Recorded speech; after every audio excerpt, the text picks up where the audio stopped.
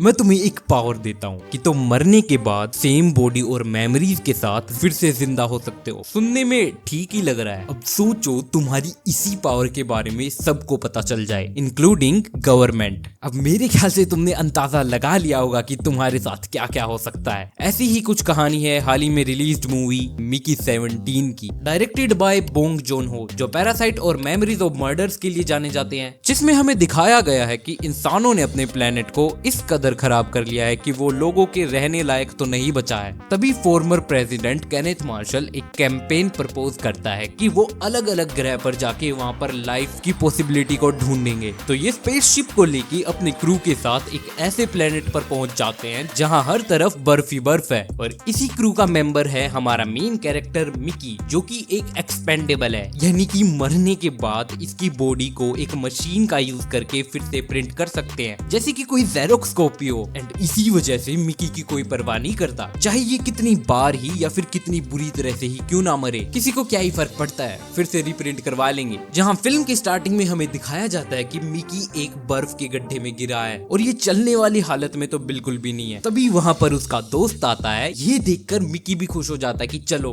कोई तो उसे बचाने आ गया, लेकिन उसका दोस्त उसकी मदद करने के बजाय मिकी की गन को उठा कर ले जाता है, ये बोलते हुए कि तुम्हें तो कल फिर से रिप्रिंट करवा लेंगे, लेकिन गन की सेफ्टी ज्यादा जरूरी है। एंड ऐसा कहने के बाद वो उसे वहीं बर्फ में मरने के लिए छोड़ देता है। यहाँ से तुमने अंदाजा लगा लिया होगा कि हाँ, he is like a disposable trash for everyone. इसके बाद हमें मिकी की पास्ट लाइफ के बारे में बताया जाता है कि कैसे लोगों ने हमेशा उसका फायदा ही उठाया है और आखिरकार वो इस सिचुएशन में कैसे फंसा। बाय द वे, ये मूवी की स्टार्टिंग की 5 मिनट की कहानी थी, मैंने कुछ स्पॉइल नहीं किया। पिक्चर को लेकर मेरे कोई ज्यादा एक्सपेक्टेशंस नहीं थे।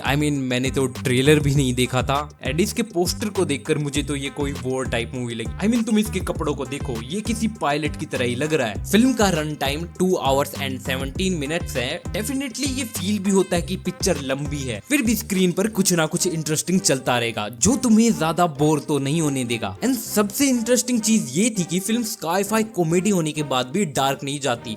इसका कॉन्सेप्ट ही अपने आप में डार्क है, मरना और फिर से जिंदा होना।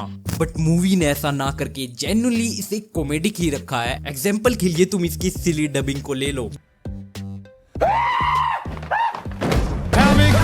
जैसे मिकी अपने बचकाने रूप में अपनी कहानी को बताता है, या फिर ये सीन जहां पर मिकी की गर्लफ्रेंड मार्शल पर चिल्लाने लग जाती है। एंड इसी के चलते कहूंगा कि मूवी को अकेले में ही देखना, क्योंकि जब भी मौका मिलता है ये शुरू हो जाते हैं। एक और सीन था जहां पर काई, जो कि काफी अच्छी लड़की है, ये मिकी को ऑफर देती है कि अगर तुम्हारा कुछ ज्यादा सीरियस ना चल रहा हो तो पर ये उठ के भाग जाता है। आखिर क्यों?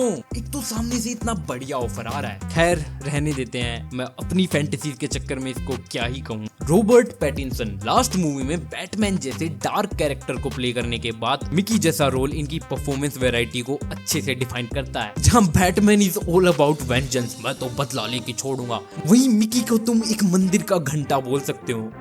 कोई भी आकर इसे बजा जाता है। He is nothing else than a lab rat. नए प्लेनेट पर पहुंचे हैं, एनवायरनमेंट टेस्ट करना है, मिकी को लाओ, खाना टेस्ट करना है, मिकी को लाओ, ड्रग टेस्ट करना है, मिकी को लाओ, स्पेसशिप खराब है, मिकी को लाओ। जब भी कोई प्रॉब्लम होती है तो इन्हीं भाई साहब को याद किया जाता है। वैसे भी इसकी इन इनोसेंट हरकतों को देखकर रहम से ज्यादा गुस्सा आता है।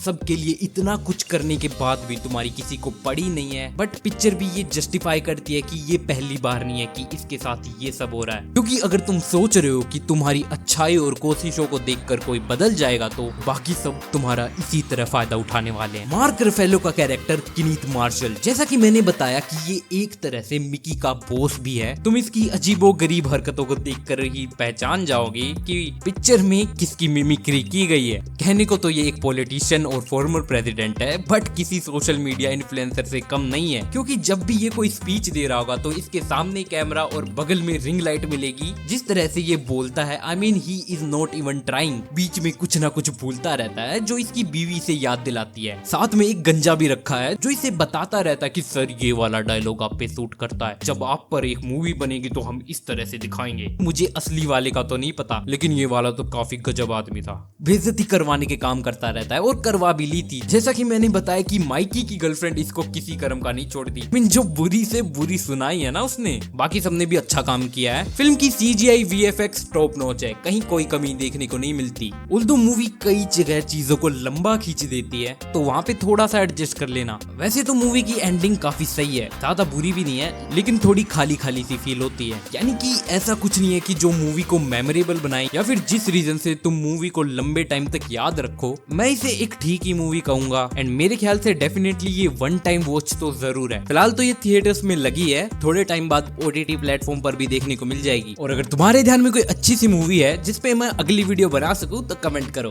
तब तक के लिए अलविदा।